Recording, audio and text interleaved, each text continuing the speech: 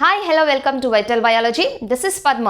ఈరోజు మనము ఇన్వర్టిబ్రేట్స్లో next phylum అయిన ప్లాటిహెల్మింథస్ గురించి నేర్చుకుందాం.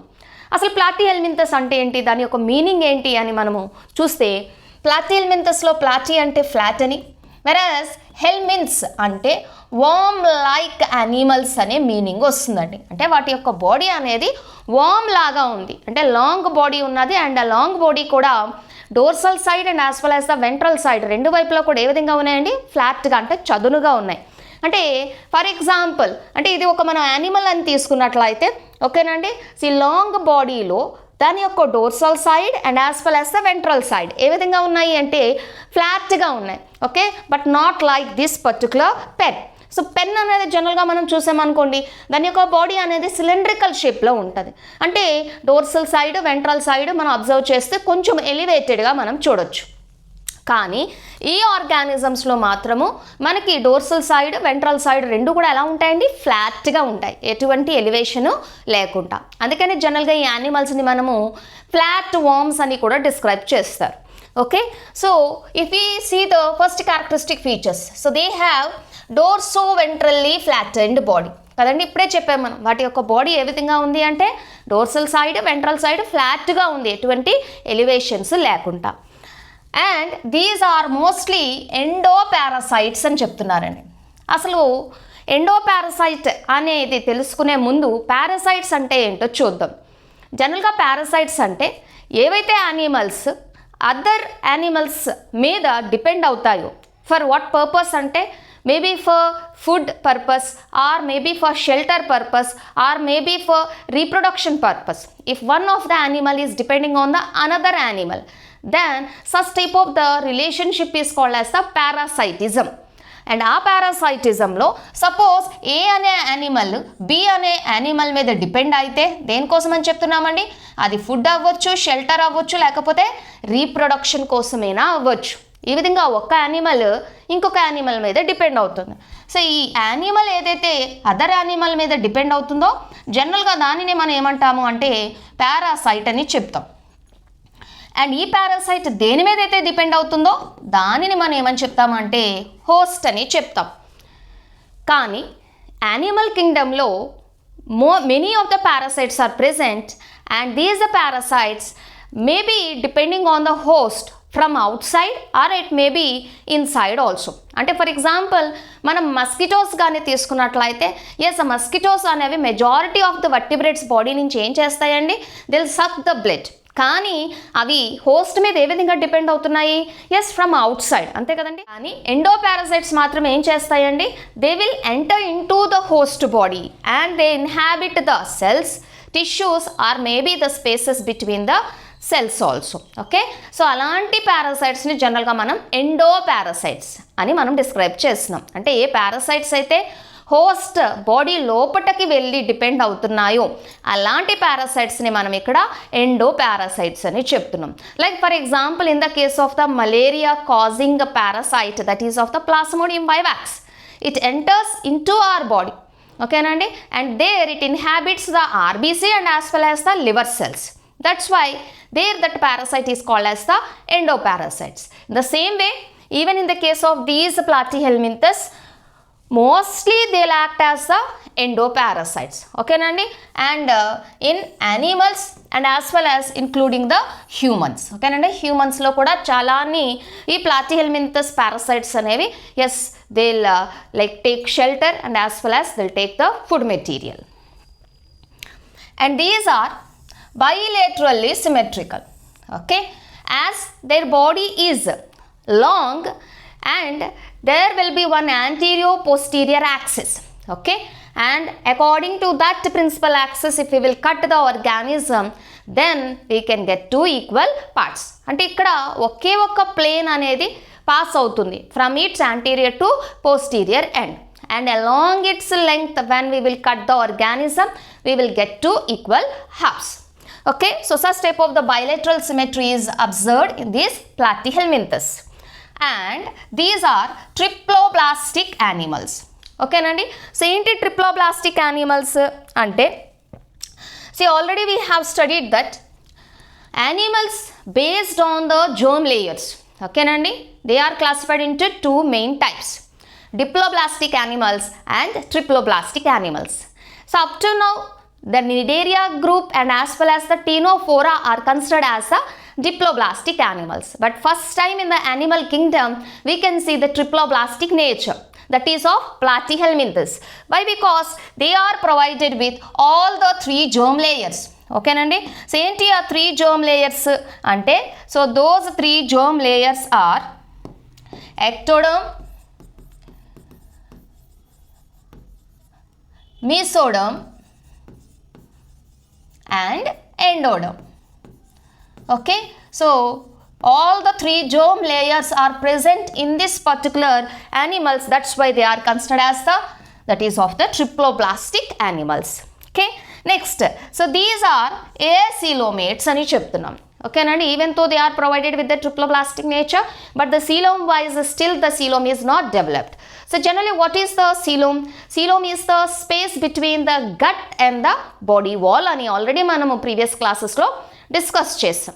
సో ఇప్పుడు ఈ యానిమల్స్లో మనము అబ్జర్వ్ చేసామనుకోండి. So here you can see here this is the gut region. ఓకేనండి. So this is the gut region. ఇప్పుడు ఈ గట్ రీజియన్ని లైన్ చేస్తూ ఏం కనపడుతుంది అంటే, here this entire region is lined by endoderm.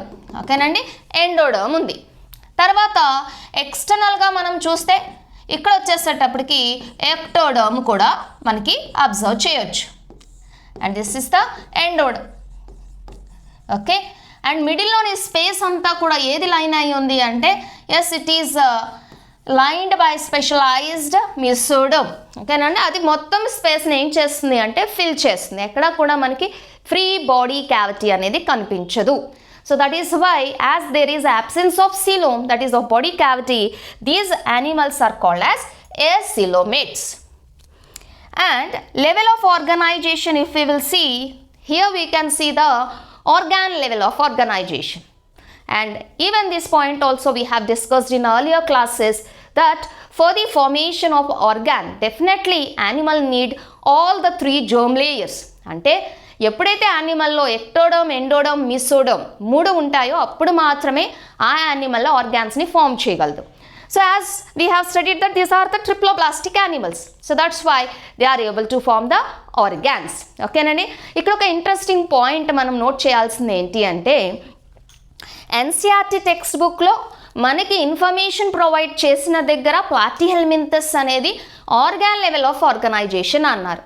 కానీ if we will go to the last page of that animal kingdom, there they have provided one of the like a table. ఓకేనండి. ఆ టేబుల్లో మాత్రమే మీరు జాగ్రత్తగా చూస్తే ప్లాటిహెల్మింథస్ని జనరల్గా లెవెల్ ఆఫ్ ఆర్గనైజేషన్ మనకి ఆర్గాన్ లెవెల్, అలానే ఆర్గాన్ సిస్టమ్ లెవెల్ అని కూడా మనకి ప్రొవైడ్ చేశారు ఇన్ఫర్మేషన్లో.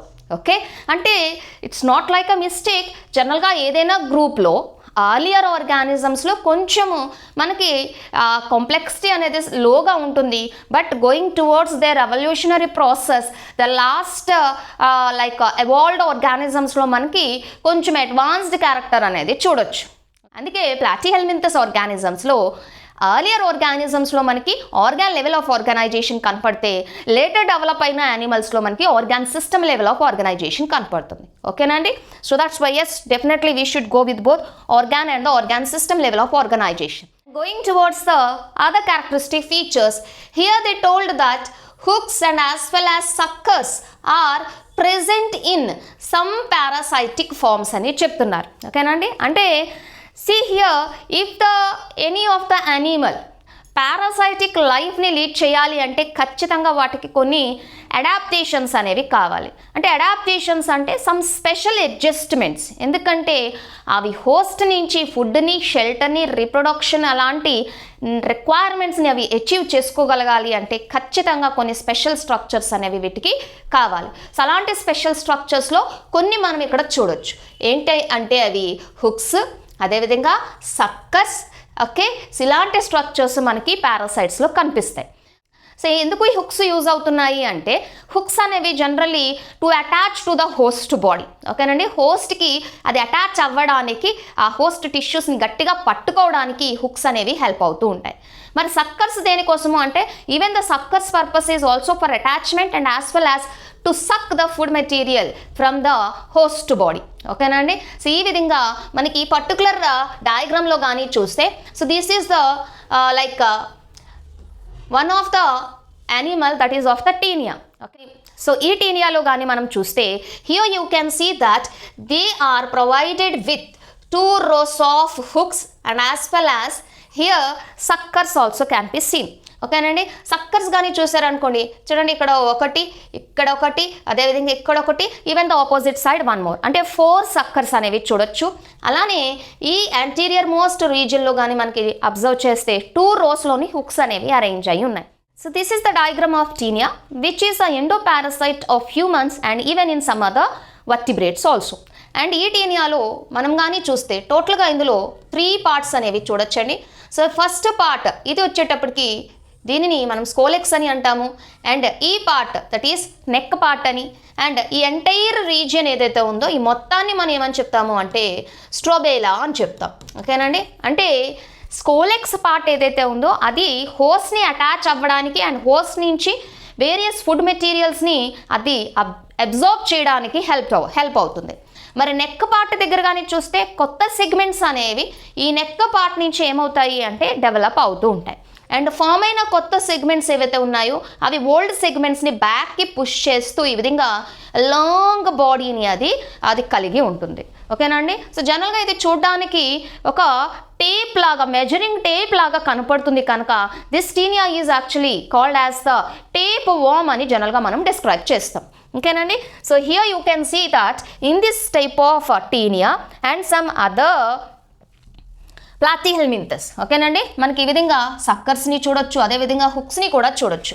అంటే హుక్స్, సక్కర్స్ హోస్ట్ బాడీని అటాచ్ అయ్యి అక్కడ నుంచి ఫుడ్ మెటీరియల్స్ని గ్రాస్ప్ చేయడానికి జనరల్గా ఈ హుక్స్ అండ్ సక్కర్స్ అనేవి హెల్ప్ అవుతూ ఉంటాయి. So is it all these parasites have such type of the hooks and as well as the suckers ante? No, some of these platyhelminthes they don't have such specialized structures. So that's why some of these platyhelminthes absorb the nutrients directly through their body surface. Okay nandi. So special structures లేనప్పుడు nutrients ఏవైతే ఉన్నాయో ఆ nutrients ని అవి ఏ విధంగా absorb చేస్తున్నాయండి? That is through their body surface. Okay nandi. So just body surface గుండా ఏం చేస్తాయంటే ఫుడ్ ని absorb చేసుకోగలం. In the same way in these animals like excretory like structures కానీ మనం చూస్తే స్పెషలైజ్డ్ సెల్స్ కనిపిస్తాయి. ఆ స్పెషలైజ్డ్ సెల్స్ని జనరల్గా మనం ఫ్లేమ్ సెల్స్ అని చెప్తాం. ఓకేనండి. So specialised flame cells are present in these animals. And function wise చూస్తే yes, along with the excretion these flame cells also helps in osmoregulation. ఓకేనండి.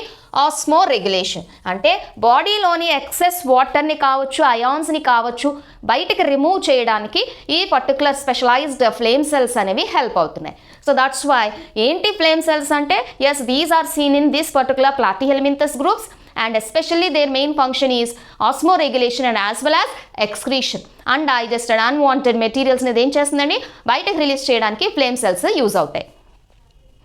And in these animals reproduction అనేది ఏ విధంగా జరుగుతుంది and sexes ఏ విధంగా ఉంటాయి అంటే see here sexes are actually not separate అని చెప్తున్నాం. ఓకేనండి. అంటే ఇంకా సెక్సెస్ అనేవి సెపరేట్ అంటే మేల్ ఫిమేల్ ఇండివిజువల్స్ డిఫరెంట్గా అయితే ఇంకా లేవు. సో ఒకే ఆర్గానిజంలో both the like testis and as well as the ovaries can be observed. ఓకేనండి. అంటే male and the female gonads ఏవైతే ఉన్నాయో రెండు కూడా ఒకే ఆర్గానిజంలో జనరల్గా మనం అబ్జర్వ్ చేయొచ్చు. So that's why they said sexes are not separate. So దీనికంటూ మనము స్పెసిఫిక్ వర్డ్ యూజ్ చేస్తున్నాం, అదే hermaphrodite అనే word. Okay. So sexes are not separate అంటే yes these are generally described as the hermaphrodites. And మరి fertilisation అంటే ఏవైతే ఈ సెక్షువల్ రీప్రొడక్షన్లో గ్యామిట్స్ ఫామ్ అవుతున్నాయో ఆ గ్యామిట్స్ యొక్క ఫ్యూజన్ ఎక్కడ జరుగుతుంది అంటే ఆ గ్యామిట్స్ యొక్క ఫ్యూజన్ అనేది విత్ ఇన్ ద బాడీ అనేది మనం చూడొచ్చు. అంటే ఫర్టిలైజేషన్ ఈజ్ ఇంటర్నల్ ఫర్టిలైజేషన్. మరి డెవలప్మెంట్ అనేది మనకి ఏమైనా లార్వల్ స్టేజెస్ని ఎగ్జిబిట్ చేస్తుందా అంటే ఈ పర్టికులర్ గ్రూప్లోని చాలా స్పెసిఫిక్గా మనము లార్వల్ స్టేజెస్ యొక్క నెంబర్ అనేది చాలా ఎక్కువగా చూస్తాం. అంటే development, indirect development, because as they exhibit larval stages in there development. And larva number కూడా చాలా ఎక్కువగా ఉంటాయండి ఈ పర్టికులర్ ప్లాటిహెల్మింథస్ గ్రూప్లో. So that's why here they told larval stages are many. So ఈ ప్లాటిహెల్మింథస్లో one more interesting feature can be seen and that is of regeneration. కొన్ని organisms like planaria లాంటి ఆర్గానిజమ్స్ ఏం చేస్తాయి అంటే they exhibit a specific character called as regeneration. అంటే ఏంటో చూద్దాం. సో ఇది ఒక ప్లనేరియా. ఈ ప్లనేరియాని సపోజ్ మనము 2 పీసెస్ కింద కట్ చేస్తే, అంటే ఇక్కడ 2 పీసెస్ మాత్రమే కట్ చేయాలా అంటే ఇట్స్ నాట్ నెససరీ. 2 కట్ చేయొచ్చు, 3 పార్ట్స్ కింద, లేకపోతే 4 పీసెస్ కింద, ఈ విధంగా ఎన్ని పీసెస్ కింద మనం కట్ చేసినా ఒక్కొక్క పీస్ నుంచి ఖచ్చితంగా ఏదైతే పార్ట్ మిస్సింగో ఆ పార్ట్ని అది ఏం చేస్తుందండి, డెవలప్ చేసుకొని ఒక కంప్లీట్ ఆర్గానిజంని ఫామ్ చేసుకోగలుగుతుంది. ఆ నేచర్ని మనం రీజనరేషన్ అని మనం డిస్క్రైబ్ చేస్తున్నాం. సో ఫర్ ఎగ్జాంపుల్ ఈ పర్టికులర్ ప్లనేరియాలో మనం దీనిని 2 పీసెస్ కింద కట్ చేసినప్పుడు అప్పర్ పార్ట్కి ఈ లోవర్ పార్ట్ అనేది ఏం జరుగుతుందండి, స్లోగా డెవలప్ అయ్యి కంప్లీట్ ప్లనేరియాని ఫామ్ చేసుకుంటుంది. అదేవిధంగా మరి లోవర్ పీస్లో కానీ చూస్తే అప్పర్ పార్ట్ అనేది ఇక్కడ మిస్సింగ్ కనుక అప్పర్ పార్ట్ని అది ఏం చేస్తుంది అంటే డెవలప్ చేసుకుంటుంది. సో ఈ విధంగా if we will cut the organism into different number of pieces, each of the piece can develop into a complete new individual. Such a power or a nature is called as a regeneration. So ఆ regeneration కి best example platyhelminthes లో ఈ particular organism that is planaria. So here we can see some of the examples. So already మనం తీసుకునే ఎగ్జాంపుల్స్లో కానీ తీసుకుంటే the first one is the Taenia, which is commonly called as the tapeworm. And one more example which it was given in our NCERT book, that is of the fasciola. ఈ fasciola అనే దాన్ని జనరల్గా మనము liver fluke అని describe చేస్తామండి. ఓకేనండి, liver fluke అంటే for example ఫ్యాషియోలా hepatica అని మనం తీసుకుంటే ఈ ఫ్యాషియోలా హెపాటికా అనేది జనరల్గా షీప్స్లో, ఓకేనండి, షీప్లో అది లివర్ని టార్గెట్ చేస్తూ ఆ లివర్లోని అది పారాసైటిక్ మోడ్ ఆఫ్ లైఫ్ని ఎగ్జిబిట్ చేస్తూ లివర్ నుంచి బైల్ జ్యూస్ని ఎక్స్ట్రాక్ట్ చేస్తూ కంప్లీట్గా లివర్ని స్పాయిల్ చేస్తుంది. సో దట్స్ వై జనరల్గా దీనికి లివర్ ఫ్లూక్ అనే నేమ్ అనేది ఇవ్వడం జరిగింది. ఓకేనండి, so these two are the examples of the Platyhelminthes. ఓకేనండి, జస్ట్ క్విక్ రివిజన్ ఒక్కసారి చూద్దాము. ప్లాటిహెల్మింథస్ అనేవి జనరల్గా dorso ventrally flattened body and these are actually flat worms అని డిస్క్రైబ్ చేస్తాము. And these are bilaterally symmetrical and these are acoelomates and these are triploblastic animals, and as they are triploblastic the level of organization is organ level and as well as the organ system level can be seen. And in these animals special structures can be seen like hooks and as well as the suckers. Okay nandi, and also these platyhelminthes majority of them act as the endoparasites in other animals including the humans. Okay, and these animals are act as the hermaphrodites and the fertilization is internal fertilization and the development is indirect, which are provided with many of the larval stages. And the examples are Taenia, which is commonly called as tapeworm, and another one more example that is of the fasciola, which is commonly called as the liver fluke.